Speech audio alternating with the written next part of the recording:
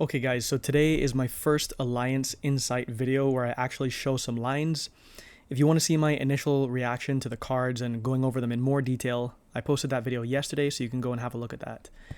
I don't want to spend too much time talking about the cards, but I will briefly go over them. Unfortunately, Omega does not have the artwork for some of them, so I'll go over them here first, and then I'll show you a couple concepts and give you my ideas on how you might play a pure version of this deck.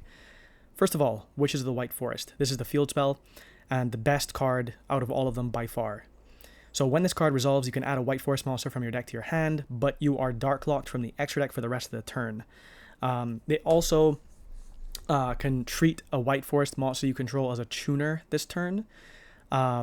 So that's probably not going to come up super often unless you were doing a line intentionally for that, but Herald of the Arclight is now an option that could be decent and a replacement to Ilia Sylvia.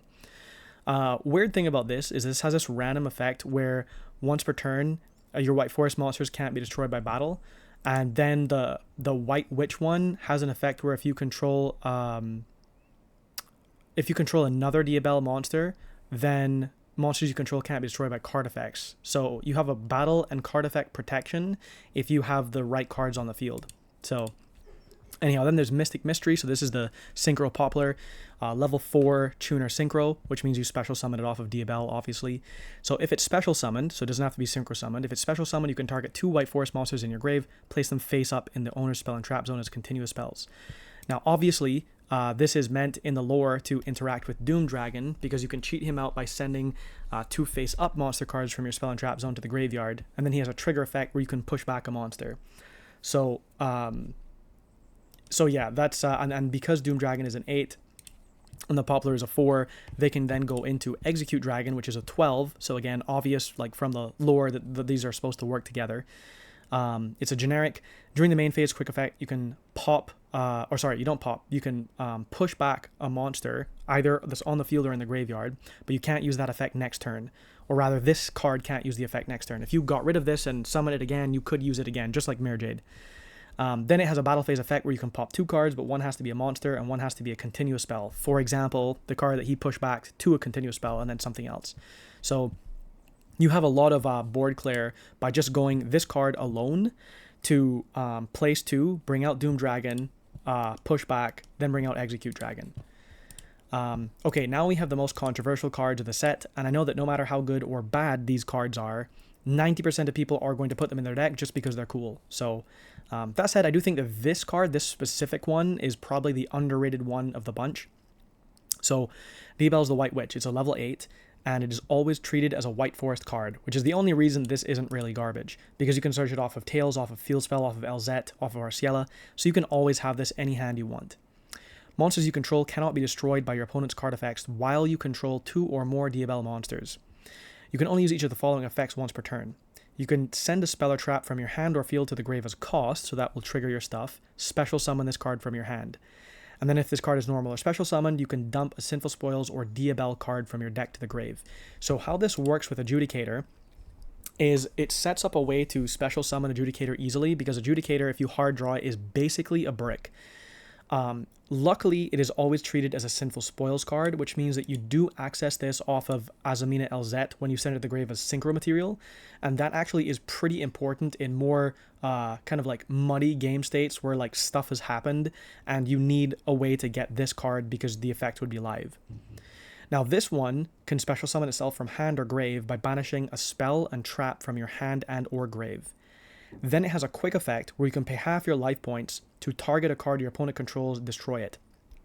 Then, if another Diabell monster is on the field, which you will always have if you've gotten it out from this card, you can special summon an Illusion or Spellcaster Tuner Synchro from your extra deck. That means that you can bring out the Poplar, or the Arciela, or the Silvera. I guess you could also bring out like Zapper Shrimp, but I feel like Zapper Shrimp is almost kind of replaced because Zapper Shrimp gave us the spell, like if you needed to deal with like a field spell or a continuous spell or whatever, like this card can do that, and it also gives you something that will be able to do the synchro summoning. So yeah, the other 2 cards that were almost not worth spending time talking about are Curse of Diabell and Filius Diabell. So Curse of Diabell is the card that this one dumps. When you summon it, you can dump a Sinful Spoils or Diabell card, and when Curse is dumped, it can add a Diabell card from your deck to your hand, and we add Filius Diabell. And so this one adds a level 8 or higher, so it can't add the old Diabell Star or the old White Witch. It adds a level 8 or higher Diabell monster from your deck to your hand, or if only your opponent controls a monster, so if you're going second and you play this first, you can special summon it instead. This is very important because it means that this is actually not a brick going second, because you could summon out the Adjudicator if you were going second, and this does have the pop already. The only thing this doesn't have by you not having another Diabell monster on your field, or they not having one, is the special summon effect. Because this says if another Diabell monster card is on the field, if you are playing the mirror and you draw the Filius Diabell going second, this will have all effects live. So that would actually be like super, super strong, because that will be able to get out your Poplar, and then on summon that can set up the Doom Dragon, etc. Okay, so now I'll show you some basic lines. This is not going to be a deck profile video, but I will say that it is completely for sure not correct to play this deck fully pure. You need other engines with it. Right now, FiendSmith happens to be like the best sub-engine in the game, but I think that there are other engines you could play in here, and I'll cover those in later videos. Okay, so going on to the replays. First of all, the card economy of the field spell is pretty important. The field spell by itself gets you a couple different cards that allow you to decide how you want to do your ladder. So here is where you kind of branch into whatever you want to do. So the field spell added Sylvie, Sylvie added Tails, Tails added LZ, LZ sent the field spell and added Azamina LZ. So this one card, the field spell, got you these 3 bodies, and now you're deciding what to do with them. So you go into Arciela, you dump a blank, you search for Unleashing, which I still think is like the best interaction we have because it's so hard to interact with. And the Azamina LZ here, this is important. This will search a blank Sinful Spoils right now. So this Subversion is a blank Sinful Spoils. The reason that I've included it in this particular list is if you were on a Talents Thrust package, this is searchable off of Thrust. So having something that is more reliably accessible, like because it's both off of Thrust and searchable, I think is usually better than just a random one of. But this really is just a blank search, although it could also have been Adjudicator, because that is always a Sinful Spoils card. So the point of this is to show you that the one field spell gives you Diabell, it gives you the Tails that you keep in rotation, it gives you the blank Sinful Spoils card, for example Adjudicator, and it gives you Azamina Unleashing.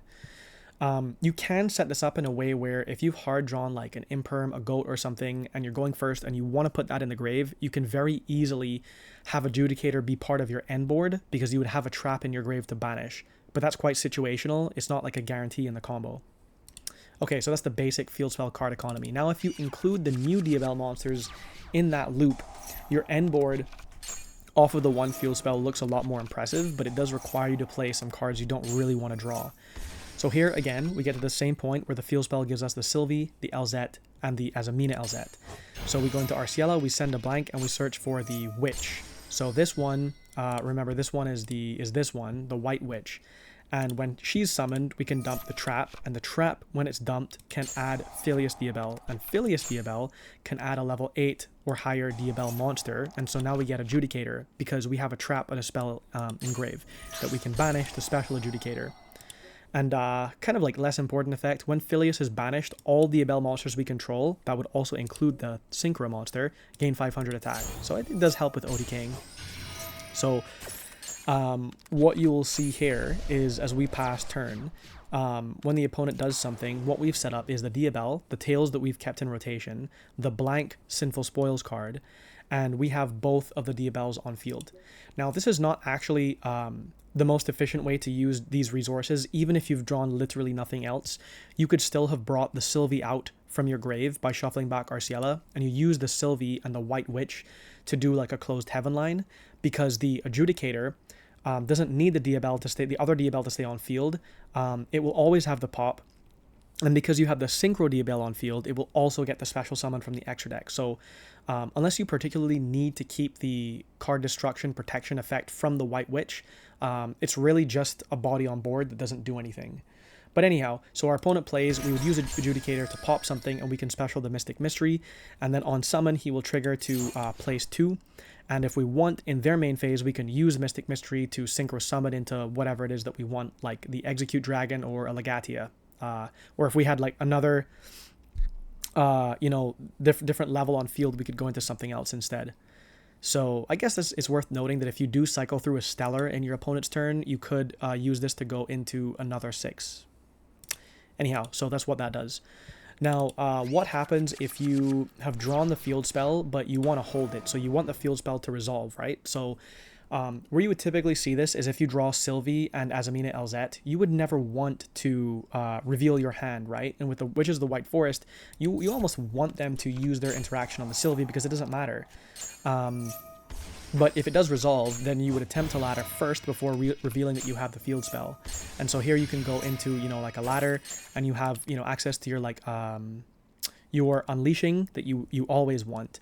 And then your blank Sinful Spoils card off of Azamina Elzette, which again can be Adjudicator. In fact, you can reliably always set up the Adjudicator because you can leave the woe, like if you search woes or Unleashing, you can use that as cost, like, multiple times. So you could, like, let's say you send it off a random card, it's in the grave, it resets itself. You go for a Rusia, you send the Unleashing as cost, now it stays in the grave. You can reliably special summon the Adjudicator from your hand because you will have a trap in grave. It's just that, why would you want to do that? You obviously are searching the Unleashing because you specifically want this card because this card is strong. And it doesn't lose to just like, they start their turn, they're like, okay, Imperm, target Adjudicator does nothing. I guess it would be able to chain and like bring out the Synchro monster, so it's still like something, but this card is just harder to interact with, basically, is my point. So now you could use the field spell, and now you still get to do whatever you want. So you could like go for Witch Hair, you could dump the Curse of Diabell, which will add the Filius, and then that one adds the Adjudicator. So you get this anyhow if you're playing the cards, and then you buff your monsters up by 500 attack, and here you go into the FiendSmith line, because remember, you don't need to keep the other Diabell on field, you just need the Adjudicator. And you can't go for Necrocrypt Princess because you are Dark Locked from the extra deck, so you would just do like a sequence Desiree play here, and that'd be the basic line with just 2 cards would give you this. Okay, so now I think I want to talk about Herald a little bit. So Herald can be awkward based on the hand that you've drawn. I think that a Stellar is the thing that realistically makes this possible. And the Stellar is really like an unfortunate card because it's such a hand trap magnet that unless you are playing toys and you've drawn toys, the Stellar being interacted with has used your normal summon and left you with almost nothing usable on field.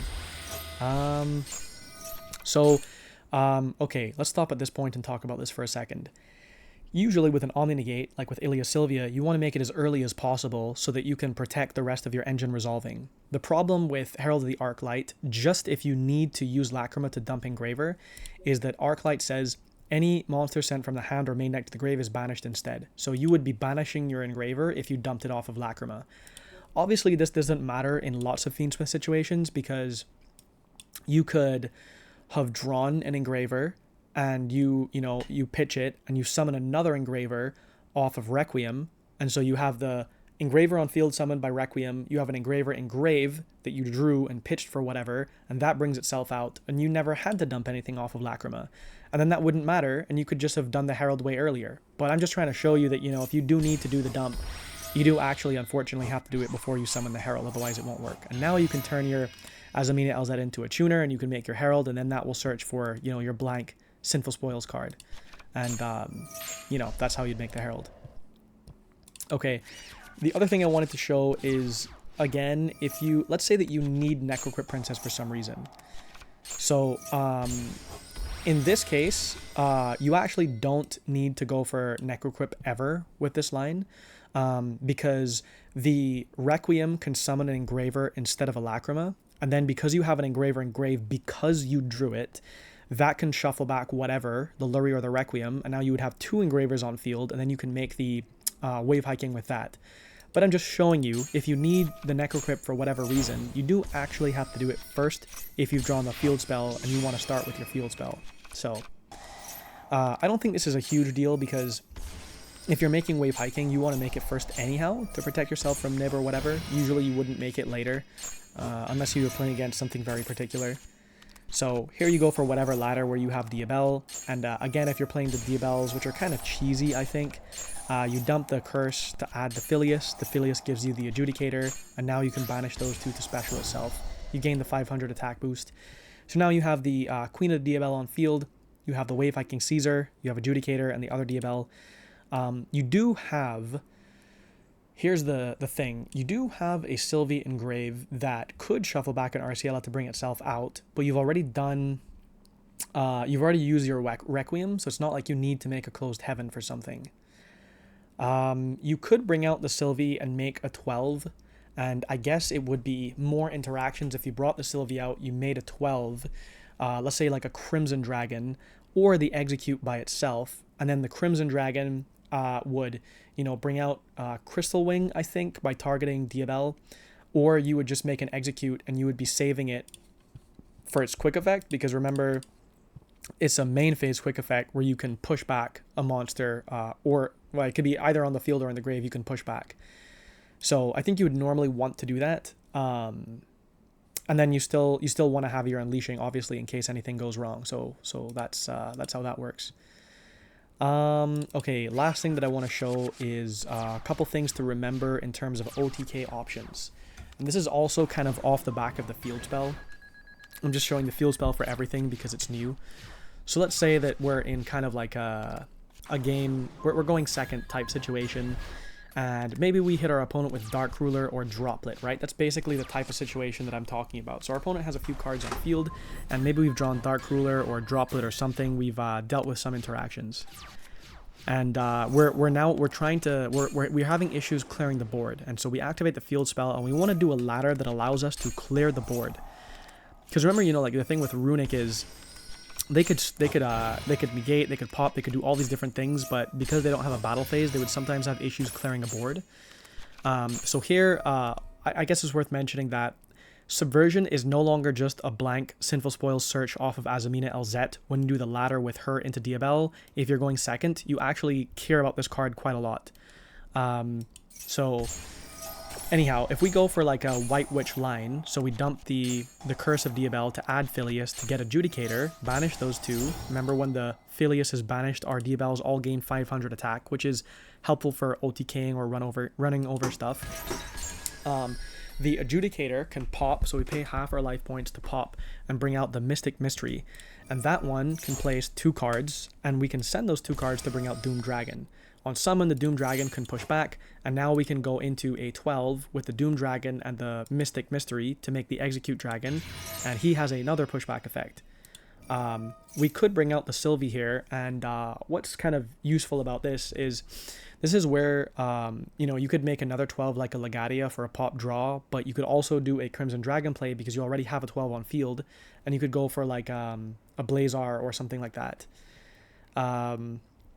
Technically, I guess, if you were playing rank 8s because you were mixing the Horus engine or something, you could overlay your Diabell monsters, but then it couldn't be a dark monster. So you can't make like a zombie vampire, for example, here. Anyhow, then I guess if you had something else to pop off of Execute, just remember this. So in the battle phase, it can pop 2 cards. One has to be a monster and one a continuous spell. And because you were already pushing stuff back, you know you'll have a continuous spell to pop. So your opponent could still have a monster left on field and you'd pop that. And it's very easy to like run over stuff and ODK from here. So my initial thoughts on the pure version of the deck. I think that the pure version should be considered a FiendSmith version. And if you want to get spicy or play other engines, you have to think about like how well they help your engine play through interactions. For example, if we just pull up the rank 8s, let's say we're playing a Horus engine.